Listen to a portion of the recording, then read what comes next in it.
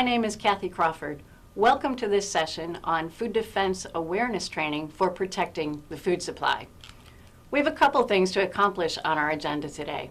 First, we're going to go over some terms to make sure you understand how to communicate appropriately when talking about food defense or food fraud.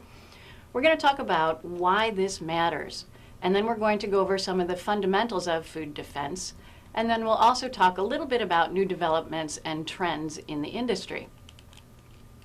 I'd like to give you a little bit of background about myself. I'm a Michigan State graduate. I have a master's degree in food safety, and the emphasis of my food safety program was on food law and food defense.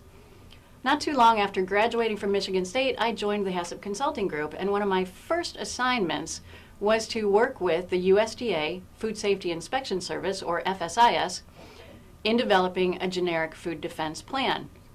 And you can see the cover page of that food defense plan on the slide. If you do a quick Google search or any internet engine search for generic food defense plan, this will likely be one of the ones that you will find. And on the second page or so in the footer, it shows that it was developed by RTI as well as HACCP Consulting Group. I will caution you though, this is a very basic food defense plan, and I encourage you to use it as a starting point for your plan, but then seek to improve it. Also, if your company is certified through a Global Food Safety Initiative scheme, GFSI, then this plan will not necessarily meet the requirements of a third-party audit because it doesn't include a space for you to indicate in writing who's responsible for food defense. So please, you're welcome to use this as a plan to get yourself started if you don't have one, or to use it to examine as a template to enhance your current food defense plan. So let's get going. The first term that it's important that we understand is food defense. What is food defense?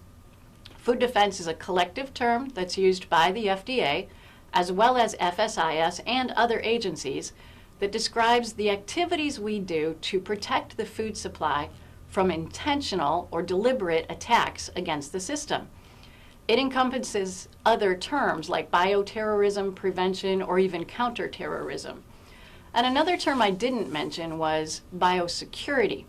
Biosecurity is a little bit different. It has to do with protecting animals or crops from an illness or a disease moving from one crop to another or from one group of animals to another. So it's a little bit different from talking about bioterrorism, which is really the topic of food defense. Another important term, of course, is food fraud. Food fraud is a term that is used to talk about what we do to prevent deliberate actions, again, regarding substitution or falsification or tampering of products with an economically motivated gain in mind. So the important thing with that to distinguish from food defense and food fraud is that food defense has an intention of hurting others. Food fraud, the intention is economic gain. It's also known as economically motivated adulteration. If you're not familiar with that term, adulteration is not what married adults might do that they shouldn't be doing. Adulteration is simply a term used in the food industry to describe the contamination of food so that it's unfit for human consumption or it's illegal. So to put these terms in perspective a little bit, so this slide helps us put into perspective these terms of food safety, food defense, and now also food security.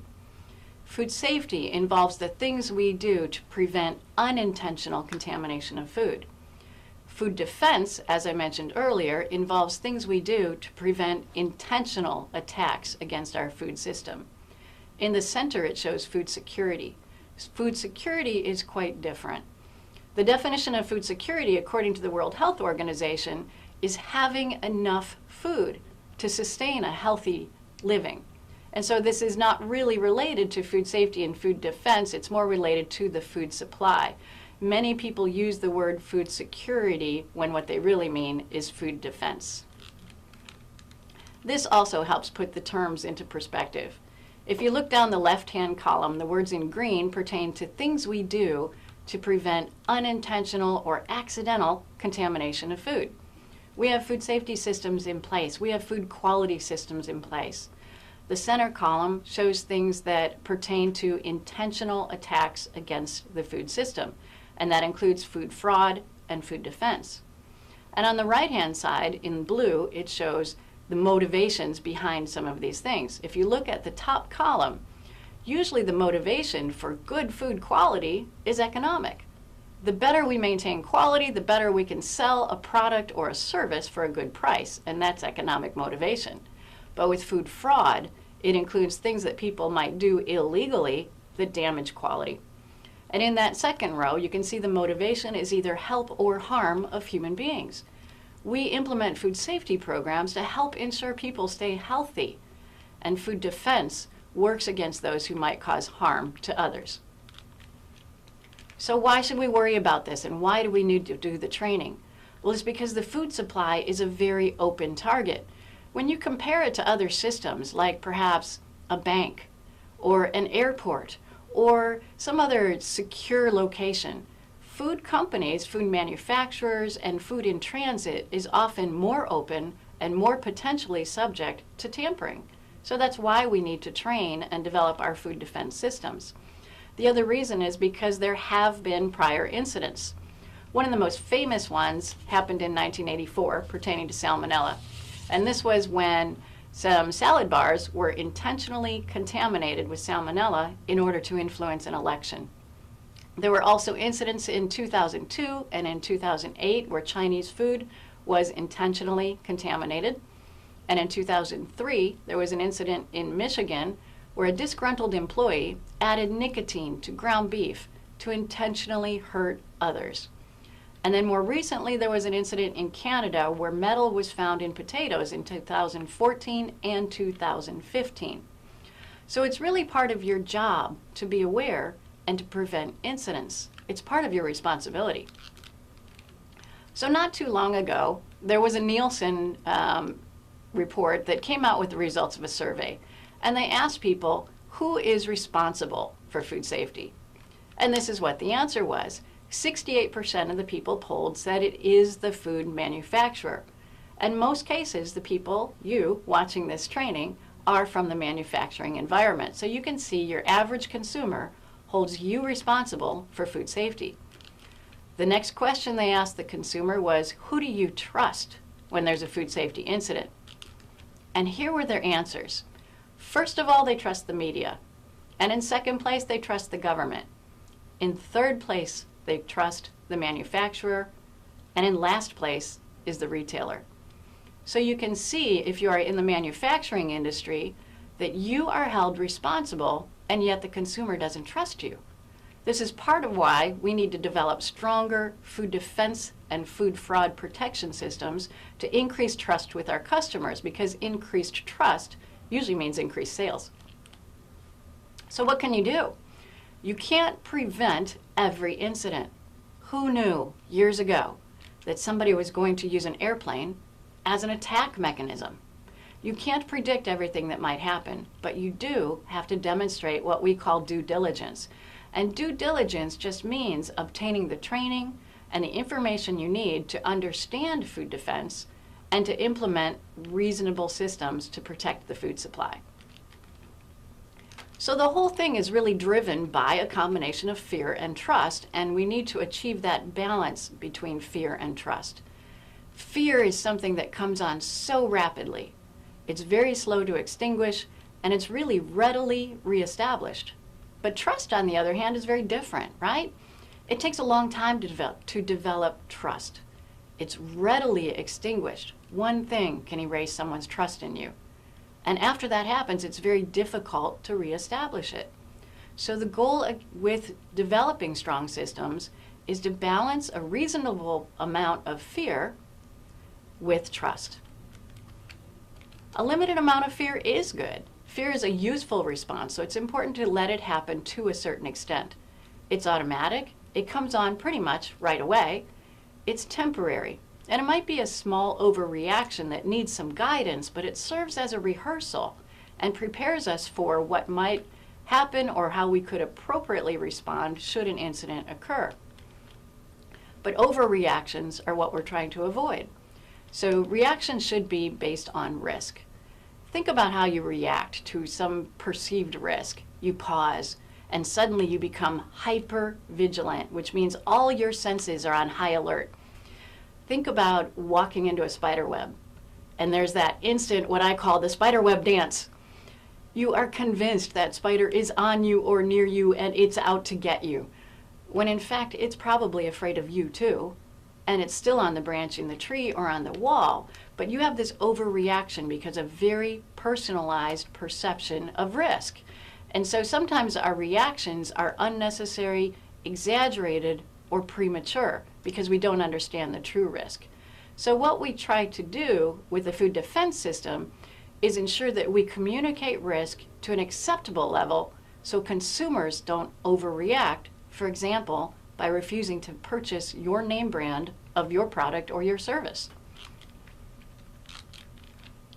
So we want to look at our current state versus the desired state. Where do you want to be in association with your food defense system and how well your consumers trust you? Look at the current state of your manufacturing process or your delivery of your service that you provide within the food industry, and think about threats and vulnerability based on your entire system. Ask yourself, when you look at the entire system, is my company being responsible? And ask yourself, what's the desired state? Where do we want to be compared to where we are today? The desired state really is that increased level of trust, and that's achieved by having a common understanding of risk and how you control that risk. You would have a defined system with implemented procedures where you're monitoring what you're doing and improving what you're doing. You would want to be able to show that your company is focused on areas that might be the greatest risk and that you thought about that. That's part of due diligence. You also want to show that you understand residual risk. What that means is we can never eliminate all risk in our lives. There will always be residual risk. The goal is, again, to balance fear and trust and communicate that to others. So risk communication is really what's key. When you think about the goal of terrorism, it's to create fear and to create a lack of trust in our infrastructure or in our food system. So communication is really what works to reduce the potential effectiveness of a terrorist attack. You want to combine communication to reduce the mystery, to reduce the fear, and to yield more trust. So isn't this all just old news? It's not. And I wanted to show you this picture as an example of how I know it's not. This is the front cover of a magazine that actually arrived at my house not too long ago. You can see it's a journal on combating weapons of mass destruction.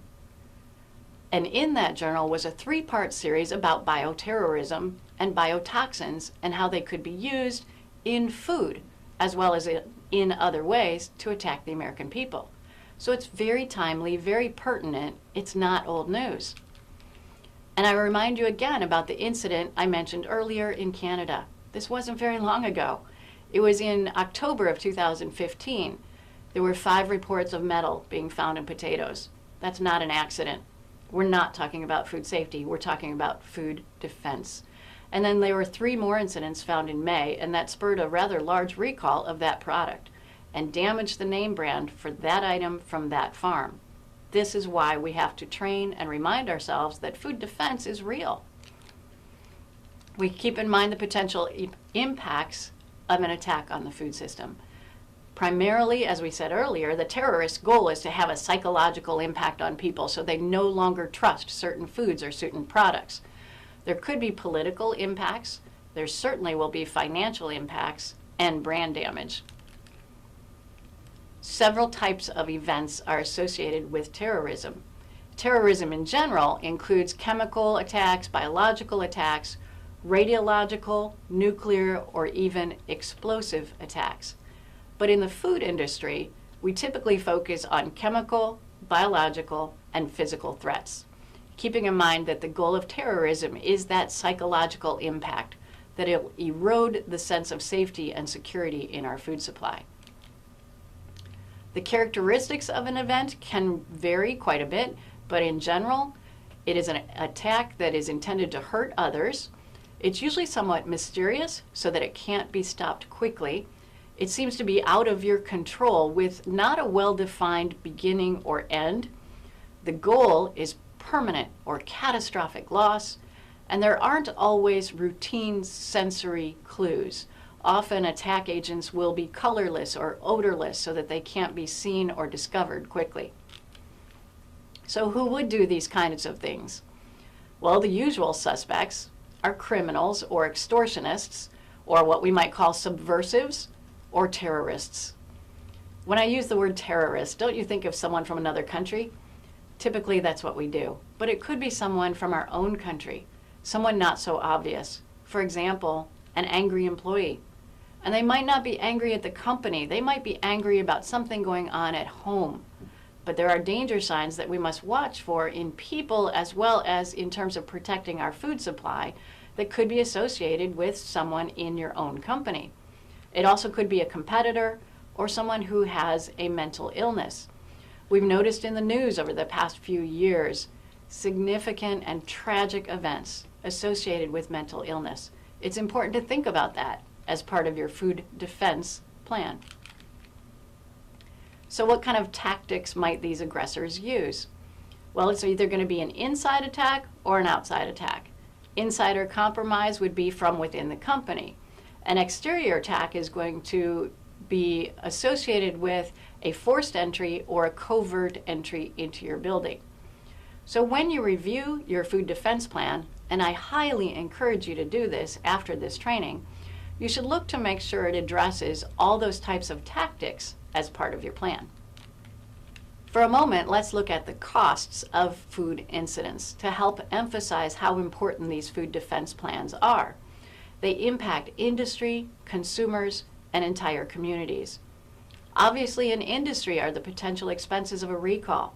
Recalls are very expensive. It also includes the loss of your reputation, increase in insurance costs, sometimes increase in inspection costs in the facility, and can lead to a complete loss of business. And that can lead, of course, to job loss.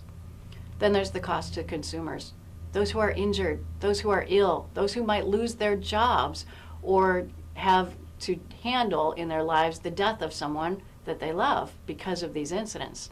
These are the motivations that we have to ensure our food defense programs are strong, well prepared, and tested. And then on a larger base, think about the cost to the entire community. There can be a strain on the healthcare system. There's loss of jobs when companies close down. And sometimes there are legislative and prosecution costs associated with an attack on the food supply. When developing your food defense plan, also keep in mind food fraud. Often these are two separate written plans, but they're related because they're both pertaining to intentional attacks on the system. The FDA refers to food fraud as economically motivated adulteration. And it says very clearly that this is a public health threat concern. So a responsible company will have a food fraud protection program in place. It's a subset of food defense, really, and sometimes also needs to be addressed in your food safety system if food fraud could be related to food safety. It's not always, but in some cases it is. So how do you know if you should be worried about food fraud or not? Food fraud is much more common in some foods compared to others. You can see on this chart from Food Safety magazine the most common foods that are associated with food fraud in the United States. And the top 3 include olive oil, milk, and honey. There are multiple types of food fraud associated with these foods as well as other foods, and you can see them here on this slide. First, there's counterfeiting. For example, having a misbranded chocolate bar where the name of the product is slightly different but not the same as the original brand, hoping to command a certain price, remembering that the motivation for food fraud is economic. There's also dilution, and the example here is where you might dilute one type of juice with a cheaper, less expensive type of juice and not declare that on the label. You can see 2 of these are in red on this diagram. One is concealment, and the other is unapproved enhancements. And that's because the examples that I show here are not only food fraud, but they're also food safety concerns. Under concealment is the example of salmonella in peanut butter. There was a case in the United States not too long ago where a company was aware of salmonella in peanut butter but did not inform the public. That's concealment, that's food fraud, but it's also food safety because people did get sick. And then there's unapproved enhancements, and this was the case where melamine was added to increase the protein content to add value to milk products, and this also caused illnesses. So it was a food safety issue as well as a food fraud issue. The other two types of food fraud include mislabeling or substitutions. In either case, food fraud is a misrepresentation of a food in order to make money. So both food fraud and food defense plans need to be in place to counter the risk that is out there from the types of aggressors and the types of contamination that can occur.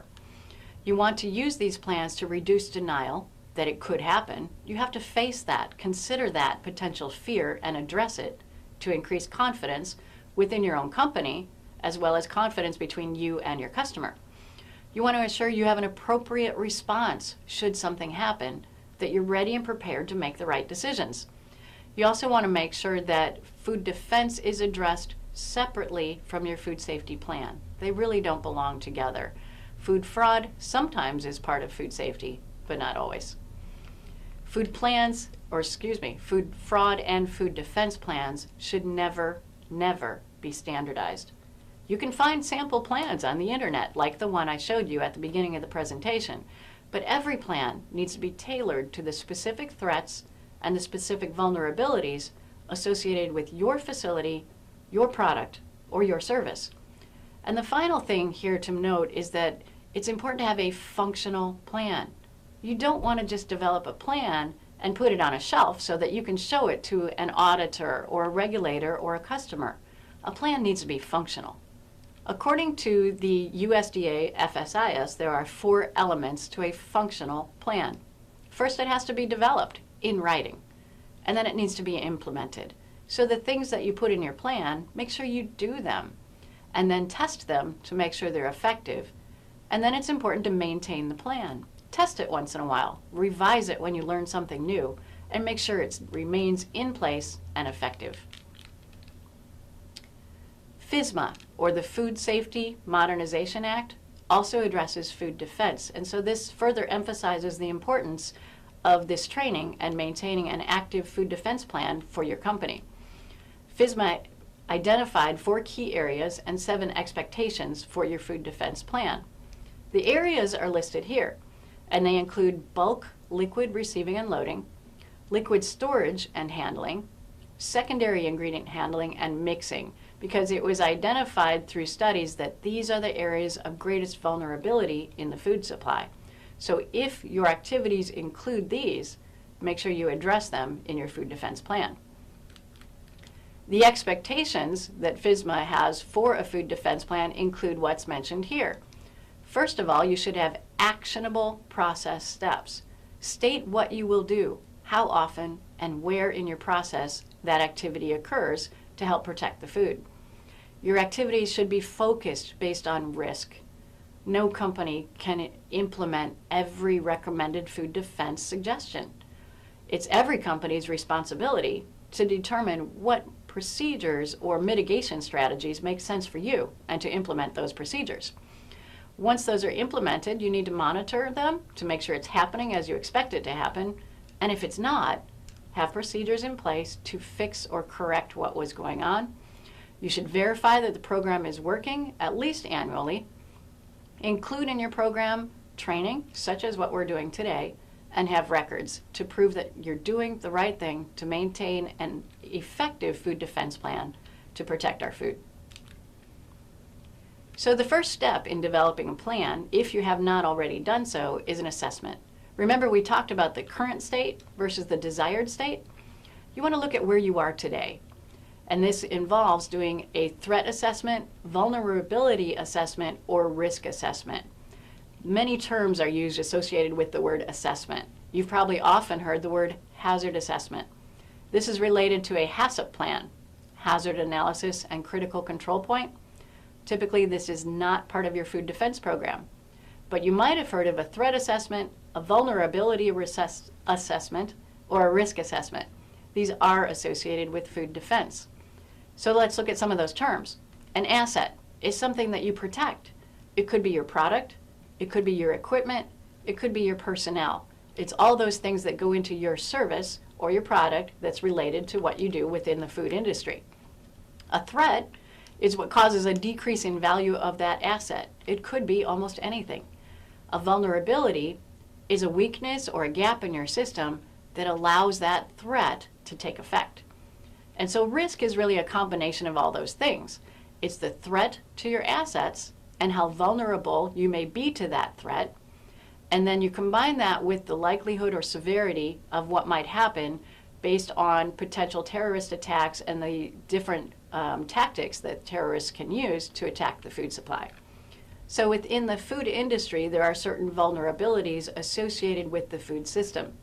Vulnerabilities come from exposed commodities, things that are open to the environment and easily accessible, such as crops and agricultural commodities. They also arise from increased concentrations of anything, large groups of livestock or poultry, or large volumes of food all in one place indicate an increased vulnerability. There's also vulnerability created by the fact that you may have a well-known name brand. Remember, the goal of a terrorist is to achieve attention and to reduce people's trust in something that they believe in. It takes years and a lot of effort to build up a name brand. It takes only moments to threaten that name brand through an attack on the food system. And so this further emphasizes why food defense plans and food defense systems are so important to address these vulnerabilities. And another vulnerability is whether or not your product or your service is associated with a key event or a key population. For example, think about a major political event or even a major sporting event like a Super Bowl. There's an increased vulnerability there because of the emotional attachment associated with that event, keeping in mind the goal of the terrorist is a psychological impact on the people. There are also strategic vulnerabilities that terrorists or aggressors take advantage of. One is the ease of access to toxins or pathogens. In order to contaminate food, people need access to those things if that is what they wish to do. Their goal is to contaminate with huge consequence and minimal effort. So you want to watch for situations that would lead to having contaminants present without having a lot of effort to obtain them and use them. The terrorist or aggressor is also looking for a situation where there's a low risk of being caught and a low risk of detection. In other words, a contaminant that might not be noticed, smelled, or seen. They're also looking for a goal where there's going to be substantial economic impact and psychological impact. There are various assessment tools that you can use to complete a vulnerability, risk, or threat assessment. The FSIS and the FDA have checklists on their websites, and the FDA has a tool called the Food Defense Builder, which is also available for free on their website. I recommend you take a look at them. They're very helpful. But keep in mind that not all activities recommended need to be implemented. What you choose to do within your company should be based on risk and based on due diligence. One of the software systems that's available is called Carver Plus Shock. It's free. It's also easily found on the internet. I recommend you take a look at it. It's a rather complex system that involves asking quite a few questions throughout every step of your process. So it's kind of cumbersome. Companies who have a lot of resources use this. I have a lot of respect for those who do use it. But what I find is the average company doesn't have time for something this complex. Don't just ignore it because it's complicated. I recommend you take a look at the software. Look at some of the questions they ask. And maybe don't use the questions for every step in your process, but think of them as part of your process and just consider adding some of those questions to your thought process used when you do your vulnerability system and build your food defense plan. You can use your own prioritized checklist and your own documentation to develop and show how you put together your strategy for food defense. This tool is one that I find very helpful when looking at ingredients and the potential for food fraud. You'll notice it's called an Ingredient Vulnerability Assessment, or VACCP. That stands for Vulnerability Assessment Critical Control Point. You may wish to use that phrase to emphasize where certain steps in your process or certain ingredients are critical pertaining to food fraud. I don't recommend using the word critical. I recommend using the word critical control point only within the context of a HACCP plan, not a food fraud or a food defense plan. But for other reasons, I find this format to be very useful, so let's take a look at it. There's a first column where you indicate what is the ingredient. The next column, you indicate the supplier for that ingredient. And then you do an assessment of the potential for food fraud related to that ingredient. One of the most useful aspects of this form is the website there that you can go to, and you can just see if your food or your ingredient or that supplier shows up on a historical collection of food fraud incidents. Based on that, you can evaluate the potential for risk for food fraud and indicate whether or not in your own system you need to take more close examination of that product or that supplier on a routine basis to prevent fraud. So in looking at food defense and food fraud, you want to look at your entire system as having multiple layers. First, there's physical security. Notice I did not say food security, which has to do with having enough food. Physical security is having that fence around your building or around your parking lot or having locked doors. And then the next layer is personnel security, making sure that the people who are in and around your food handling, food processing, or food transport environment are people that you trust by doing background checks or by identifying the difference between employees and visitors. Inside of that is operational security, protecting the actual operations of what you do day to day. Sensitive areas of your operation should be locked and have limited access. For example, access to control panels or utility systems needs to be controlled. And in the center of all this is the protection of your product and your process from those intentional attacks. There are several areas to consider when it comes to your food defense plan. There's inside and outside your facility, storage, shipping and receiving, your entire operations as a general concept, your contact list, which needs to be in place to respond to a food defense concern, your hold tag or product retention program, and your product recall program. So when thinking about inside and outside your facility, we're basically talking about security.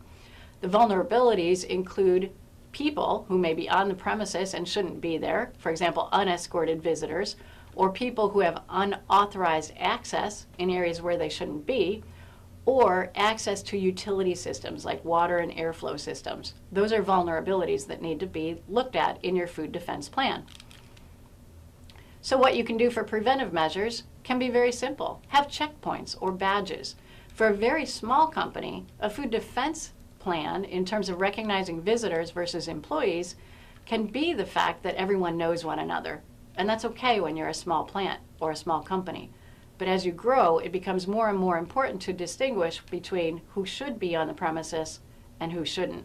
And most companies do use badges of some sort to identify visitors. You want to make sure your water and air systems are secure and locked if possible.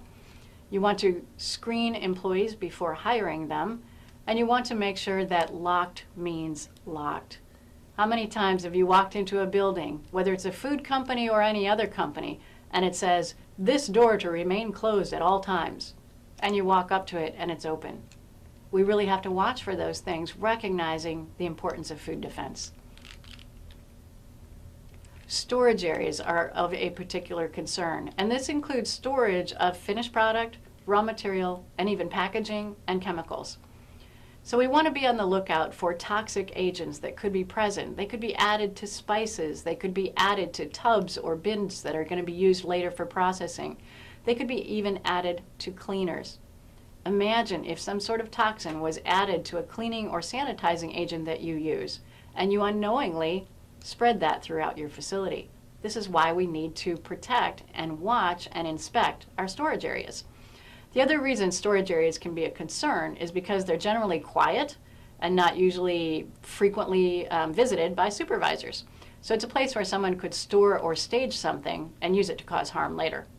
Potential preventive measures we can use for our storage areas include simple measures like locking the area and limiting the number of individuals who have keys.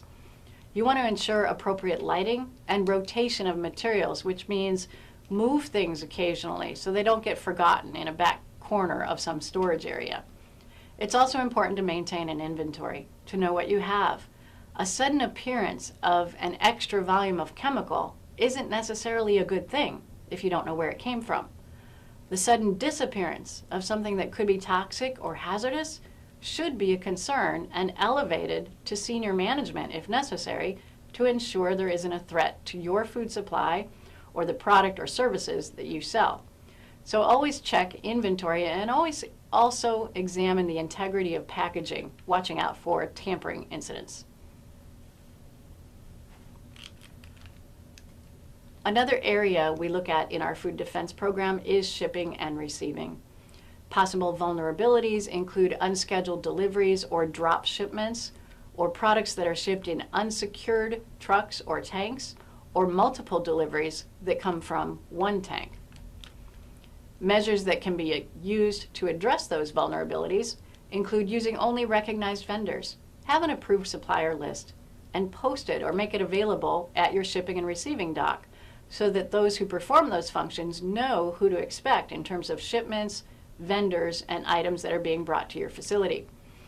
It helps to only accept scheduled deliveries and to require tamper-evident seals, not only on trucks that open typically for delivery of dry goods and refrigerated goods, but also on bulk shipments. Have a seal on the truck and also ensure that the connections, the hoses, the gauges, and seals used to connect to a bulk tank also are secure and certified as having been cleaned before being used for your delivery.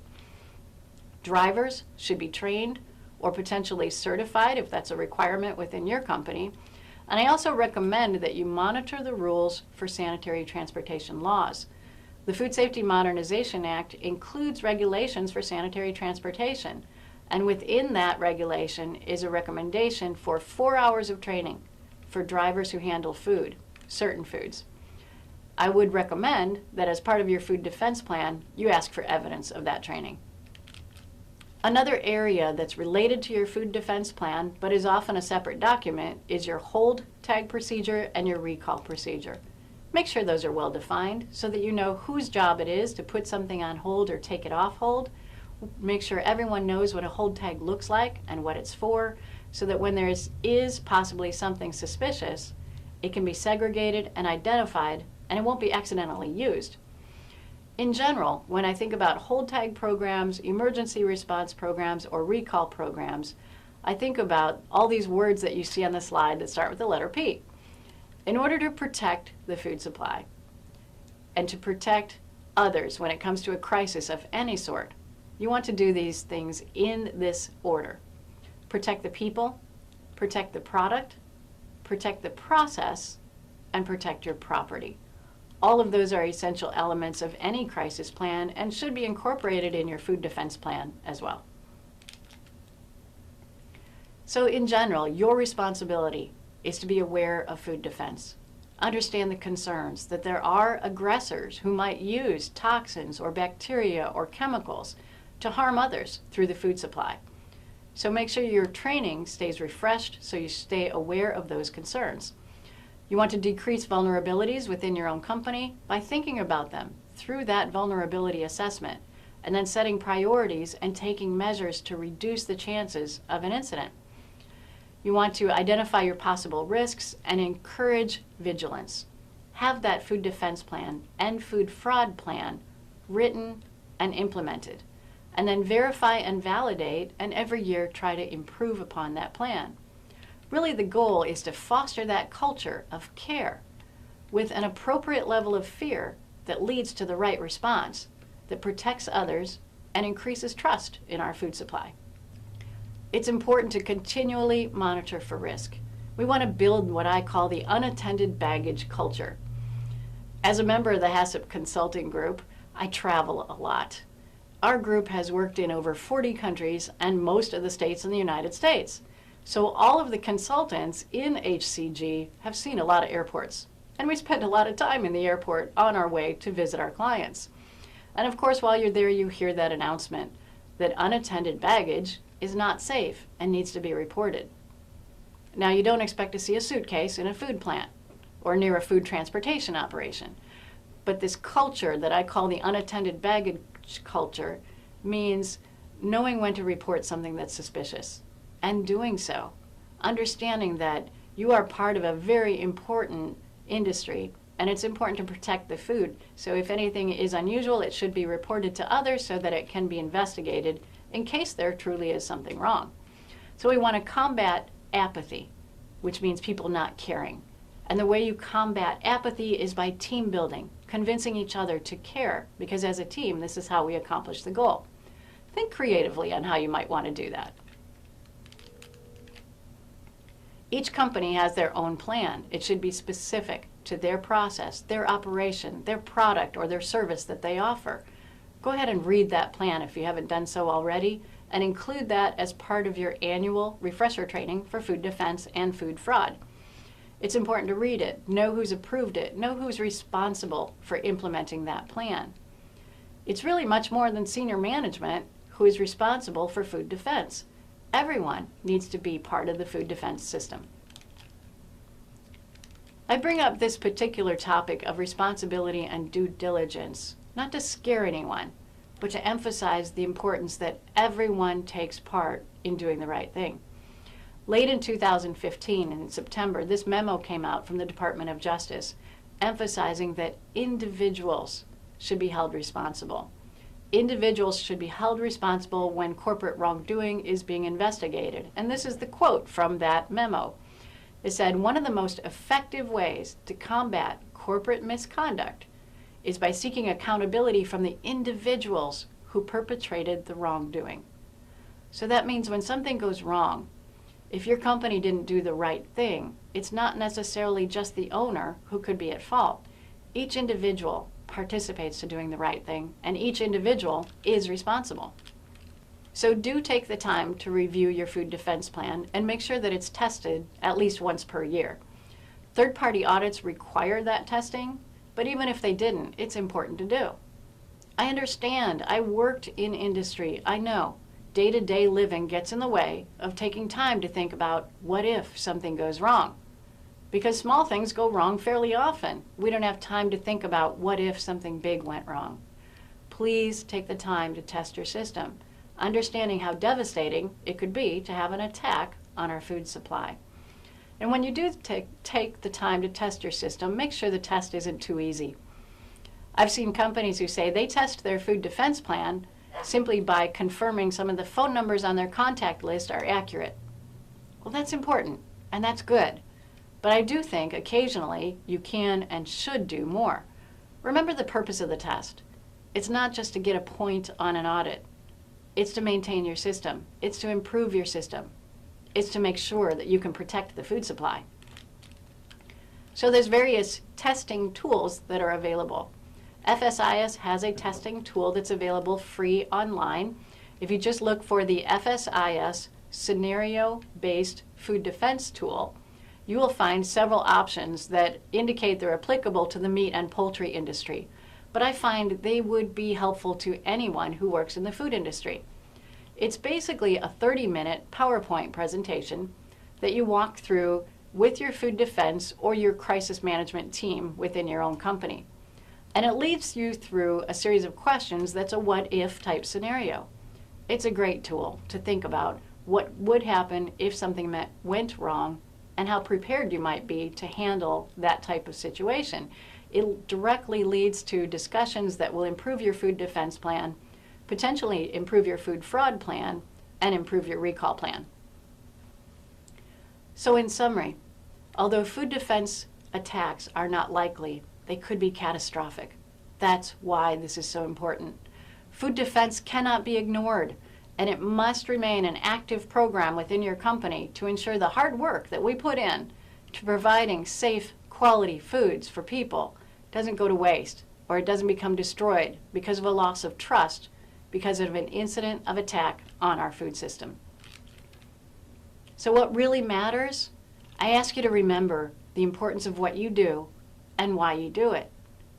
Just for a moment, think about the perfect cup of coffee, or the best pizza you've ever had, or the best prime rib you've ever had, or the best glass of wine.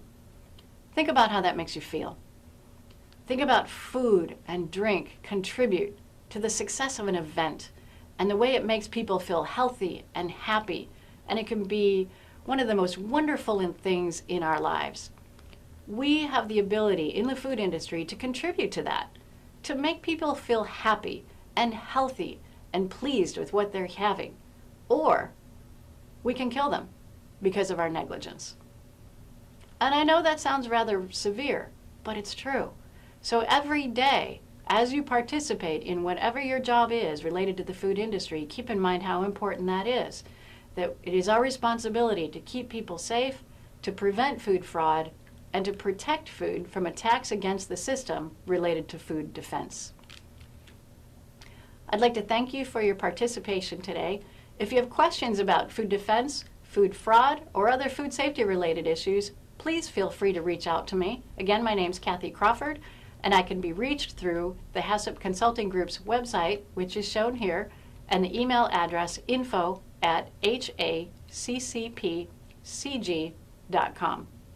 Thanks again.